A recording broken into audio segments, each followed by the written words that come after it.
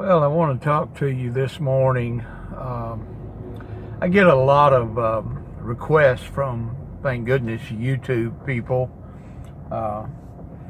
inquiring about becoming a wholesaler in the automobile business, of course. And I was in the same situation that most of you are when I first got started out. I had limited capital available to me, and I often state this in our introduction video that I just did not have enough capital to invest in opening a car lot and still have enough money to be able to buy inventory. So I had to find a way to be able to wholesale cars and have a dealer's license without the expense of opening a car lot. Now, the first thing I want you to know, it was not important for me to have ownership in a car lot. I needed to have control over how I bought the inventory and how I sold the inventory. It was very important for me, and I'm going to give you a little bit of what I did. Hopefully that will help you. The first thing I was able to do, I found a fledgling dealer. Actually, it was a lady, and she had the car lot open, and she was looking to sell or lease the car lot. She had basically no inventory on it. I found her on Craigslist, and she was just looking to rent the car lot without a license. And so I contacted her about the opportunity, and I explained to her, I said, hey, I can't go out and sign a lease. I can't go out and spend all my money in opening the car dealership. But what I will do is I will pay you a part of each transaction on every car that I sell, and I will stock the lot. And so basically, her very words, well, I've got nothing to lose. Nobody's interested in renting the lot, and if you will just take over the monthly expense on the lot, I'd be happy with that. And so I computed that if I could sell 10 cars a month, I would make enough that I would be able to pay the rent, which I would have had to pay anyway had I gone out and assumed all the liability. So I got access to the dealership, the administrator of how to get into the auctions and buy cars.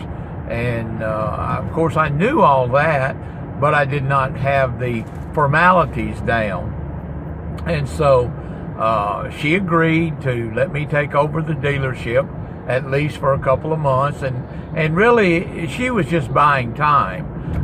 So I immediately went in. I did have enough capital to pay at least 1 month's rent on the dealership. And I did that. And then I started finding people like myself who was looking to buy and sell cars, but didn't really want the overhead associated with the dealership. And lo and behold, there were just dozens of people like myself out there. And so I started charging them a nominal fee to be able to buy cars at the auction and bring the cars to the lot and sell them. And before I knew it, I had like 10 or 12 people like me, duplicates of me, and that whole car lot was being run or being inventoried by wholesalers that were buying their cars. And I would collect a processing fee when I would sell the cars. I would collect a commission if I sold the car. They had the opportunity to sell the car themselves, but if I sold the car, I would collect a sales commission. And so that's where we got started. We just I duplicated myself over and over again. And so I guess this video is for the small car dealer that got started out himself, and now he's stuck with the dilemma of, my gosh, how to facilitate all the sales, how to do everything, buy inventory, sell inventory, get inventory cleaned up. And by me duplicating myself with other wholesalers, it came a lot easier. So here we are 5 years later, and we have been all over the country thanks to those of you that are on YouTube that just continually inquire.